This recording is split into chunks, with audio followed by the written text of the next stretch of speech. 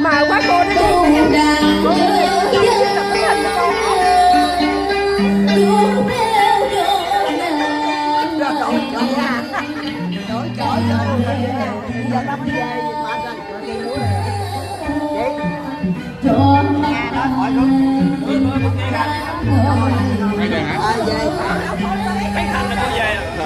thấy Thành là cô về thấy Thành là cô Thủy về nói Thành nó thấy cô về ăn nước cũng dễ Bao nhiêu đó mà học này đi đâu không? tôi đi nguyên một ngày nay rồi, đi từ hồi ba hồ về đây. Như là lúc trước hả? Dạ lúc